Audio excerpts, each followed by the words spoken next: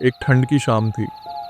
चारों तरफ गहरा कोहरा छाया हुआ था, इतना घना कि घर से कुछ कदम दूर खड़ा इंसान भी धुंधला दिखे।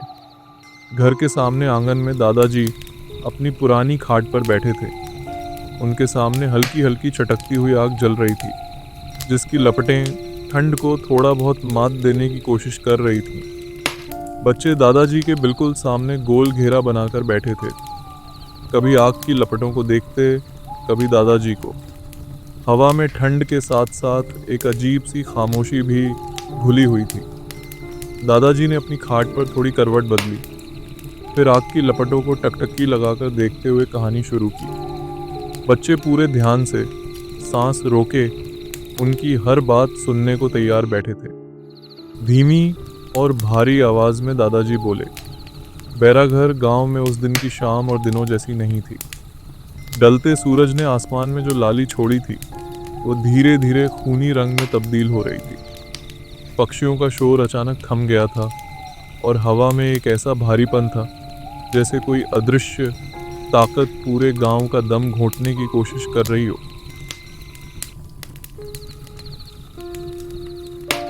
ठंड की एक उदास शाम थी। गांव की सुनसान सड़क के किनारे भोलू की चाय की दुकान पर रोज की तरह 2-4 लोग जमा थे।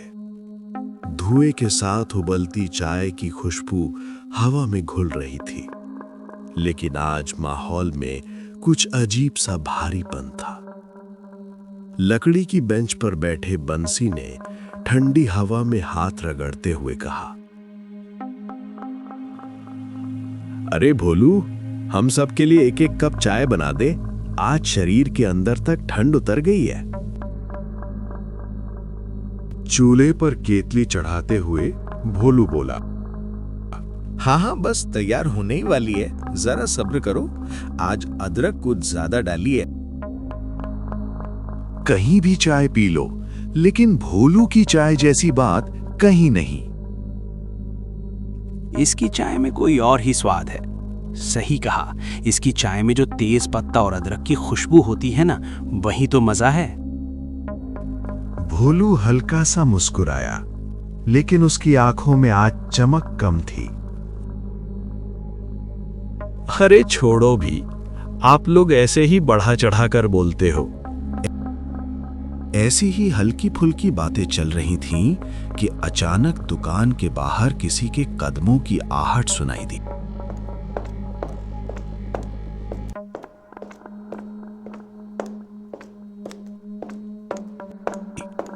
ठंडी हवा के साथ सन्नाटा और गहरा हो गया।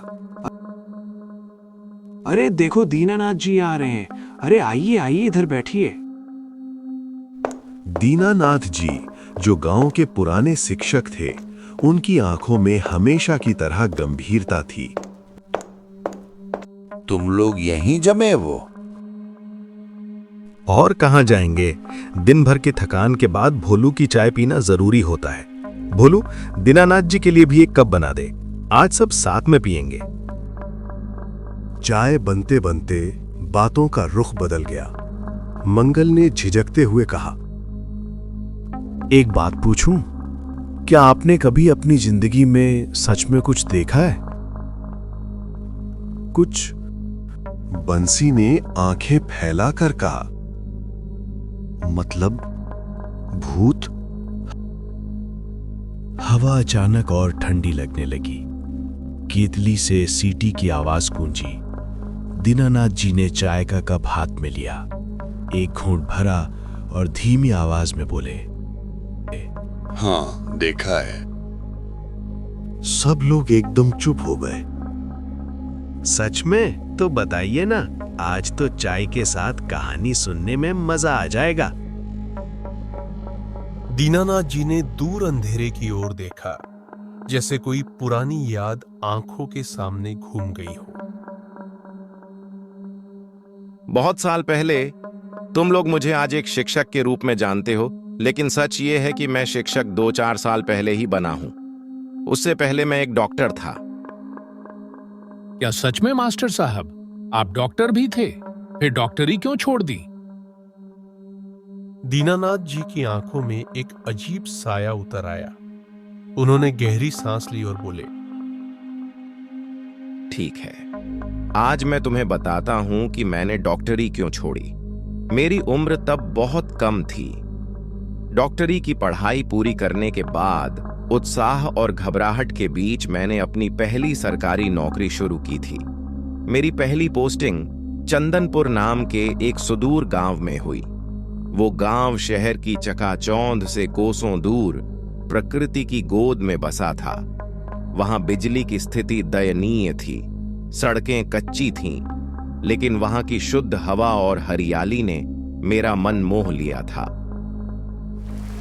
रात के लगभग 10:30 बज रहे थे। शाम से ही मूसलाधार बारिश लगातार गिर रही थी। बारिश की आवाज इतनी तेज थी कि लगता था जैसे पूरा नीमखेड़ा गांव पानी में डूब जाएगा। चारों तरफ घना अंधेरा और सन्नाटा फैला हुआ था।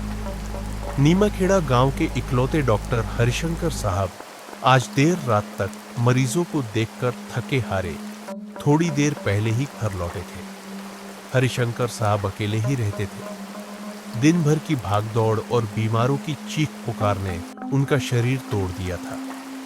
थोड़ा बहुत खाना खाकर वे आज के लिए बिस्तर पर लेट गए थे। बारिश की आवाज सुनते सुनते उनकी आंखें कब भरी हो गई उन्हें पता ही नहीं चला। तभी अचानक थप थप थप करके दरवाजे पर जोर से दस्तक होने लगी। हरिशंकर साहब की नींद टूट गई। दिल अचानक तेज धड़कने लगा। इतनी रात को कौन आ सकता है? दिन भर मरीज देखने के बाद उनका शरीर जवाब दे चुका था। मन ही मन वे खींच गए। डॉक्टर हो गए हैं तो क्या दिन रात चैन से सोने का भी हक नहीं? सोचते हुए वे बिस्तर से उठ बैठे। उधर दरवाजे पर दस्तक और तेज होती जा रही थी, जैसे बाहर खड़ा इंसान अधीर हो गया। बारिश के बीच दस्तक की आवाज और भी डरावनी लग रही थी। कौन है? रुको, आ रहा हूं।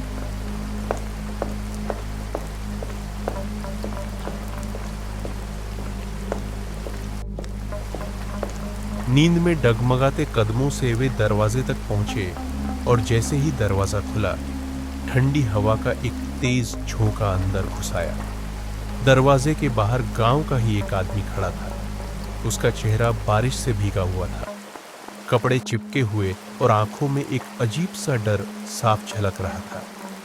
बारिश की धार उसके कंधों से नीचे गिर रही थी, लेकिन वो इंसान जैसे ठंड और पानी को महसूस ही नहीं कर रहा था।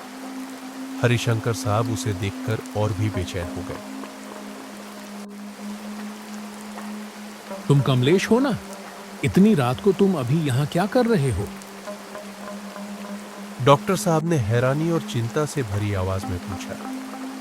कमलेश की सांसें तेज चल रही थी। उसका शरीर कांप रहा था, जैसे ठंड से नहीं बल्कि किसी गहरे डर से। वो लड़खड़ाती आवाज में बोला, डॉक्टर साहब, क्या मैं पागल हो गया हूँ? सच में पागल हो गया हूँ क्या? दया कीजिए डॉक्टर साहब, मुझे बताइए। जवाब देने से पहले डॉक्टर हरिशंकर ने कमलेश को ध्यान से देखा। भीगा हुआ बदन, बारिश में बिखरे हुए बाल, चेहरा पीला पड़ा हुआ और आंखों में ऐसा डर जैसे उसने कुछ ऐसा देख लिया हो जिसे दिमाग मानने से इनकार कर रहा हो। उसके होंठ कांप रहे थे और हाथ आपस में कसकर जकड़े हुए थे। क्या हुआ? बहुत डरे हुए लग रहे हो। जो भी हो, पहले शांत हो जाओ। अंदर आकर बैठो। कमलेश बिना कुछ बोले कमरे के अंदर आकर बैठ गया। हरिशंकर ने चुपचाप उसे एक गिलास पानी पकड़ाया। कमलेश ने कांपते हाथों से पानी लिया, लेकिन पी नहीं पाया।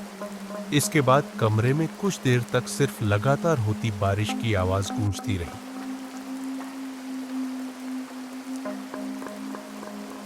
बाहर अंधेरा और भीतर एक अजीब सी भारी खामोशी फैल गई। डॉक्टर साहब कमलेश को गौर से देखने लगे।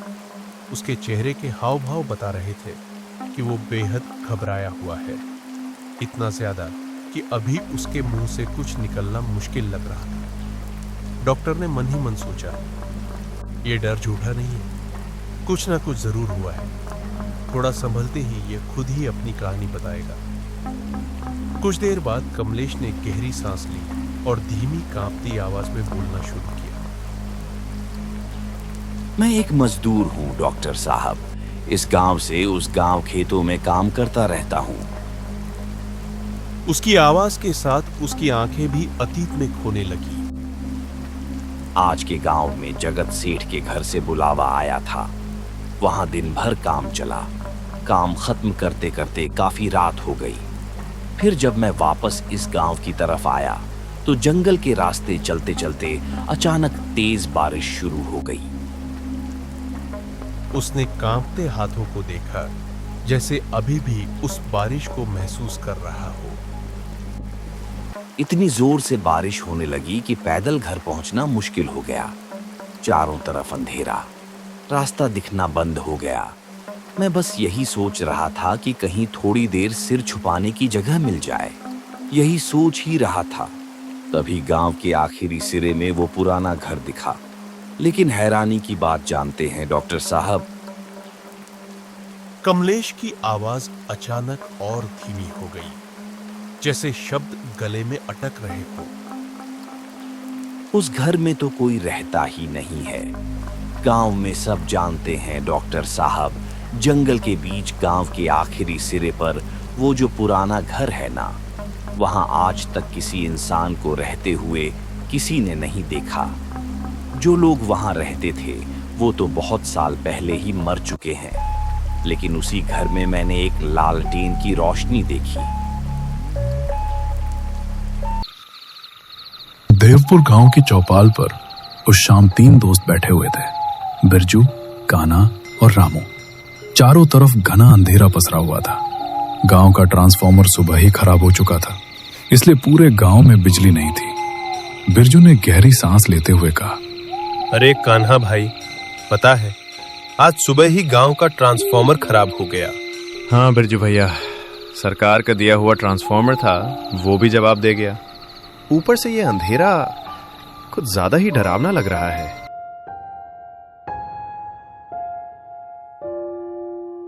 यह सुनकर रामू हंस पड़ा और मजाक करते हुए बोला, अरे कान्हा, क्यों? कहीं इस अंधेरे से डर तो नहीं लग रहा? देखना, कहीं रात में कोई चुड़ैल आकर तुम्हें उठा ना ले जाए। रामू की बात सुनते ही बिरजू थोड़ा गंभीर हो गया। उसने तुरंत टोका, अरे रामू, ऐसा मत बोल। रात के समय ऐसी बातें ठीक नहीं होती।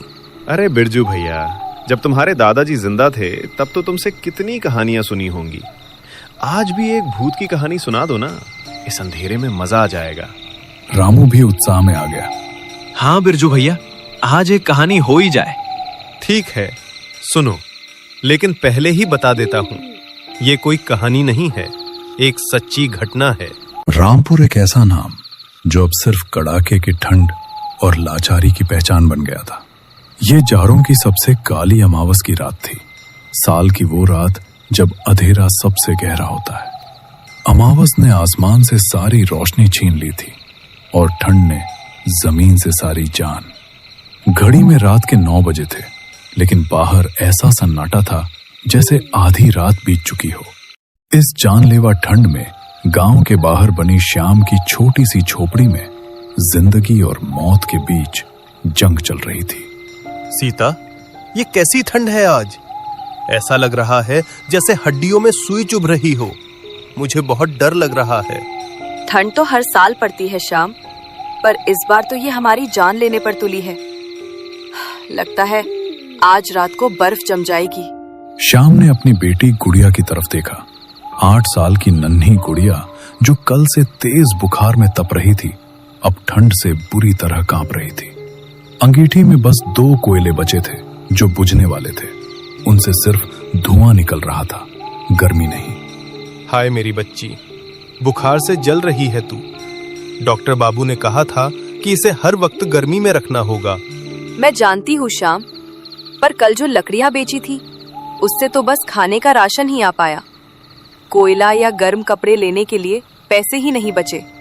सेठ जी ने भी पुराना कर्ज याद दिलाकर पैसे देने से मना कर दिया। गरीबी का दर्द इस अमावस की ठंड से भी ज्यादा गहरा था। श्याम और सीता दोनों जानते थे कि अगर अगले 2 घंटों में गुड़िया को गर्मी नहीं मिली तो ये रात उनकी बच्ची की आखिरी रात हो सकती है। एक तरीका है सीता। कौन सा तरीका है श्याम, बताओ। काला जंगल। नहीं श्याम, उसका नाम भी मत लो। वो अमावस की रात में वो जंगल नहीं है, वो भूतों का जाल है। लोग कहते हैं कि वो जंगल रास्ते बदल देता है, वहाँ अजीब आवाजें सुनाई देती हैं। लेकिन काला जंगल में सूखी लकड़ियों का ढेर लगा है, ये बात सब जानते हैं। वहां से अगर मैं लकड़ी का एक बड़ा गट्ठर भी ले आया तो सुबह तक हम गुड़िया को बचा लेंगे। अगर तुम्हें कुछ हो गया तो तुम अकेले जाओगे, वो भी अमावस में? मुझे कुछ नहीं होगा, मैं बस 1 घंटे में वापस आ जाऊंगा। ये ठंड मौत बनकर बैठी है सीता, और मैं अपनी बच्ची के लिए मौत से भी लड़ सकता हूँ। श्याम एक आम पिता एक बहुत बड़ी लड़ाई लड़ने निकल पड़ा। बाहर अमावस की काली रात ने उसे अपनी ठंडी और डरावनी बाहों में जकड़ लिया। उसकी उम्मीद सिर्फ लकड़ी थी और उसका डर था काला जंगल का धोखा। अंधेरे में वो जंगल किसी राक्षस के खुले मुंह जैसा लग रहा था। श्याम तेजी से चल रहा था, उसकी हर सांस धुएं की तरह बाहर आ रही थी। उसे अपनी लाठी के सहारे ही रास्ता टटोलना पड़ रहा था।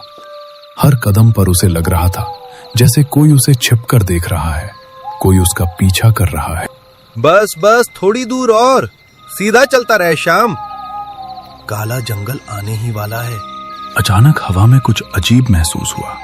जंगल की बदबू और ठंड के बीच चंदन की लकड़ी जलने की बहुत मीठी खुशबू आने लगी।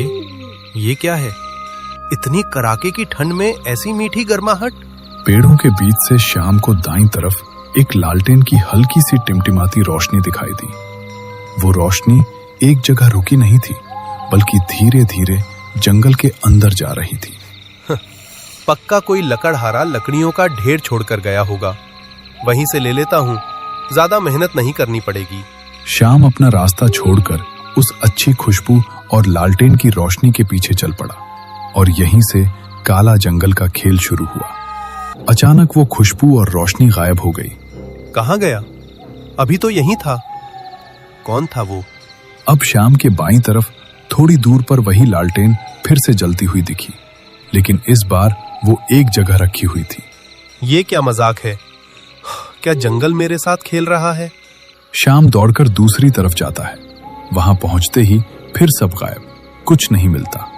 जंगल का जादू अब श्याम के दिमाग पर हावी हो चुका था। वो जिस रास्ते से आया था, अब वो रास्ता भी उसे याद नहीं आ रहा था। धोखा, ये काला जंगल का धोखा है। मैं रास्ता भटक गया हूं। मुझे यहीं मिलेगी गर्मी, लकड़ी और आराम। तभी एक जगह से फुसफुसाने की आवाज आई। वहां जमीन पर लकड़ियों का एक बहुत बड़ा आधा जला हुआ गट्ठर पड़ा था। ये लालच श्याम को अपनी तरफ खींच रहा था।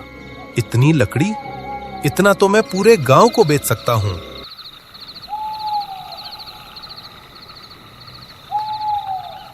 श्याम उस गट्ठर को उठाने के लिए झुका।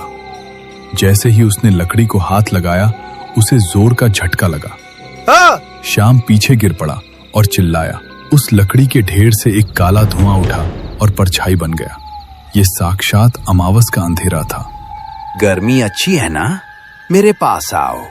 दूर हटो, कौन हो तुम? मुझे तुम्हारी गर्मी नहीं चाहिए। बेटी, उसे गर्मी चाहिए ना। मैं हूं वो गर्मी जो कभी बुझती नहीं।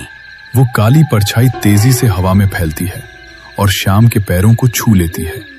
श्याम को अपने पैरों में बर्फ जैसी चुभन और दर्द महसूस होता है। नहीं। श्याम उस डरावनी जगह से जान बचाकर भागा। बिना दिशा देखे वो जंगल के और अंदर दौड़ पड़ा। श्याम उस लालटेन के धोखे और काली परछाई के बर्फीले स्पर्श से भागकर अब काला जंगल के ऐसे हिस्से में आ गया था जहां पेड़ इतने घने थे कि अमावस का अंधेरा भी कम लगने लगा था। उसका शरीर कांप रहा था और दिमाग चकरा रहा था। भाग श्याम, यहां से भाग। ये जंगल तुझे मार डालेगा। ये सिर्फ लकड़ियों का ढेर नहीं है। तभी भागते भागते श्याम ने सामने पेड़ों के बीच एक अजीब सी जगह देखी। वो जगह जंगल के बाकी हिस्से से बिल्कुल अलग थी। वहां ना तो जानलेवा ठंड थी और ना ही हवा का वो डरावना शोर। वो एक खुला मैदान था जहां दर्जनों पत्थरों के ढेर लगे थे। इन पत्थरों के बीच अजीब सी आकृतियां बनी थी जो किसी पुराने खंडर जैसी लग रही थी, और उन पत्थरों के बीच से शाम को कई आवाजें सुनाई दी। ये क्या है? इतनी रात को यहां कौन है? वो धीरे धीरे आगे बढ़ा। जैसे ही उसने मैदान में कदम रखा, उसे अपनी आंखों पर यकीन नहीं हुआ। पत्थर के ढेरों के बीच हल्की चांदनी चमक रही थी जो अमावस की रात में नामुमकिन थी। उस रोशनी में कुछ लोग दिखाई दे रहे थे। उन्होंने अजीब तरह के कपड़े पहने थे, पुराने, फटे हुए और गंदे। वे आपस में फुसफुसा रहे थे और पत्थरों पर रखी सूखी लकड़ियां और पुरानी चीजों का लेन देन कर रहे थे। ऐसा लग रहा था मानो ये जंगल के बीचों बीच लगा भूतों का कोई गुप्त बाजार हो। लकड़ी, इतनी सारी सूखी लकड़ी, मैं एक गट्ठर मांग लूंगा या खरीद लूंगा। शाम ने हिम्मत जुटाई और एक बूढ़े आदमी के पास गया जिसके पास लकड़ियों का बड़ा ढेर था। माफ करना, क्या तुम ये लकड़ी बेच रहे हो? मुझे बहुत जरूरत है। मेरी बेटी बीमार है। नहीं, हम बदल रहे हैं। किसके बदले? पैसे? मेरे पास अभी ज्यादा पैसे नहीं हैं, पर सुबह दे दूंगा। पैसे? यहाँ पैसों की कोई कीमत नहीं मुसाफिर। यहाँ चीजें गर्मी के बदले मिलती हैं। गर्मी? हाँ, गर्मी। तुम्हारे शरीर की गर्मी, तुम्हारी यादों की गर्मी, तुम्हारी खुशियों की गर्मी। शाम को उस आदमी की बात समझ नहीं आई, लेकिन तभी उसने देखा कि पास खड़े एक जवान लड़के ने लकड़ियों के एक छोटे गट्टर के बदले अपनी गर्म शॉल उतारकर उस बूढ़े को दे दी। ले लो, ये मेरी माँ की शॉल है। ये मेरी आखिरी गर्माहट है। शाम ने उस लड़के को देखा। शॉल देने के बाद वो लड़का कांपने लगा। उसके चेहरे पर एक अजीब सी उदासी और खालीपन छा गया। ऐसा लगा जैसे उसके शरीर से केवल शॉल ही नहीं बल्कि जीने की चाहत भी चली गई हो। नहीं, ये क्या है? तुम लोग अपनी गर्मी क्यों दे रहे हो? क्योंकि जंगल को गर्मी पसंद है और जो गर्मी देता है उसे यहाँ सुकून मिलता है। ये जगह अमावस में ही खुलती है। यहाँ आने वाले मुसाफिर जो लकड़ी की गर्मी चाहते हैं, उन्हें पहले अपनी अंदरूनी गर्मी देनी पड़ती है। अब तुम बताओ मुसाफिर, तुम्हारी बेटी को गर्मी चाहिए? तुम्हारे पास क्या है? कोई कीमती याद, कोई अटूट रिश्ता, या तुम्हारी आत्मा की आधी गर्मी? शाम को अचानक याद आया सीता की चिंता, गुड़िया का चेहरा और जंगल की वो काली परछाई। ये बाजार कोई मदद नहीं बल्कि धोखा है। ये उसके जज्बात छीनकर उसे लकड़ी देना चाहता था ताकि वो अंदर से खाली हो जाए और ठंड उसे आसानी से मार सके। तुम लोग इंसान नहीं हो, तुम धोखा हो। मैं अपनी बेटी के लिए गर्मी चाहता हूँ, अपनी यादें बेचकर नहीं। गर्मी नहीं दोगे तो फिर तुम अपने रास्ते से भटक जाओगे। तुम यहीं घूमते रहोगे जब तक तुम्हारी सारी गर्मी जंगल को न मिल जाए। जैसे ही बूढ़े ने ये कहा, उस मैदान की चांदनी तुरंत गायब हो गई। बाजार की सारी आवाजें बंद हो गईं। पत्थर के ढेर पहले से कहीं ज्यादा ठंडे और डरावने लगने लगे और उन पत्थरों के बीच से वही ठंडी धुएं वाली परछाई फिर से शाम की ओर बढ़ने लगी। गर्मी, गर्मी चाहिए। अब तुम मुझे अपनी गर्मी दोगे? मैं नहीं दूंगा। मेरी गर्मी मेरी बेटी के लिए है। शाम ने पीछे मुड़कर देखा। जो लड़का अपनी शॉल दे चुका था वो अब वहीं जमीन पर एक जमे हुए पुतले की तरह पड़ा था। उसके चेहरे पर कोई भाव नहीं था। शाम को एहसास हुआ ये जंगल उसे अंदर से तोड़कर मारना चाहता था।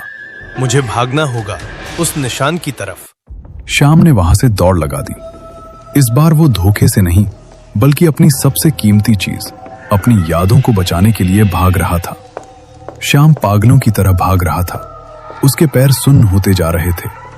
डर ने उसे आगे बढ़ने पर मजबूर किया, लेकिन जंगल की आत्मा उसे भटकाकर मार डालना चाहती थी। भागते हुए दूर हवा में उसे सीता की आवाज सुनाई दी, जानी पहचानी लेकिन बहुत डरावनी आवाज। शाम कहाँ हो? जल्दी आओ, गुड़िया बेहोश हो रही है। सीता, तुम जंगल में क्यों आई? मैं आ रहा हूँ। श्याम आवाज की दिशा में मुड़कर भागता है। उसकी रफ्तार अब बहुत धीमी हो चुकी है। वो एक सूखे तालाब के किनारे पहुंचा जिसकी सतह पर बर्फ जमी थी। तालाब के ठीक बीच में बर्फ के ऊपर से गुड़िया के रोने की आवाज आई। ये आवाज उसके दिल को चीर रही थी। बापू, बापू, मुझे ठंड लग रही है। मेरे पास कोई नहीं है, बचाओ। मेरी बच्ची, मैं आ रहा हूँ। श्याम बर्फ पर पैर रखने ही वाला था। उसकी आंखों में बस अपनी बेटी को बचाने का जुनून था। तभी दूर कहीं से उल्लू की तीखी आवाज आई जिसने एक पल के लिए श्याम का ध्यान तोड़ा। नहीं, गुड़िया तो घर पर है। ये आवाज, ये फिर वही धोखा है। श्याम को होश आया। ये जंगल का आखिरी और सबसे बड़ा जाल था। वो पीछे हटा। अब श्याम पूरी तरह थक चुका था। वो एक विशाल बरगद के पेड़ के नीचे गिर गया। ठंड उसे अपनी जकड़ में ले रही थी। श्याम के हाथ बरगद की जड़ को छूते हैं। उस पर उसे खुदे हुए एक पुराने क्रॉस जैसे निशान महसूस होते हैं। ये गांव वालों का बनाया निशान था। तभी श्याम के सामने करीब 10 फुट की दूरी पर जलते कोयलों जैसी 2 बड़ी लाल आंखें दिखाई दी। वो परछाई फिर से गाढ़ी हो गई। कहां भागता है? तू यहीं रहेगा इस ठंडी गर्मी में? मैं नहीं रुकूंगा। तुम मुझे पागल नहीं बना सकते। मैं अपनी बेटी के पास जाऊंगा।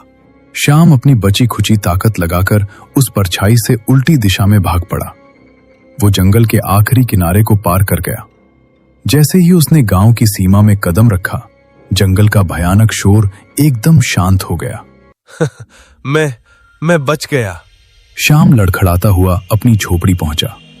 सीता ने दरवाजा खोला और अपने पति को देखकर चीख पड़ी। श्याम के हाथ खाली थे। उसके पैरों पर ठंड का बुरा असर दिख रहा था। श्याम, मेरे श्याम, तुम ठीक हो? लकड़ी कहाँ है? तुम खाली हाथ क्यों हो? और ये तुम्हारे पैर? सीता, वो जंगल, वो मौत का जाल था। मैं लकड़ी नहीं ला पाया, पर मैं जिंदा बच गया। अब क्या होगा गुड़िया का? सीता, वो लकड़ी का गट्ठर जो सेठ जी के लिए रखा था, जिसे कल सुबह देना था, उसे अभी जलाओ।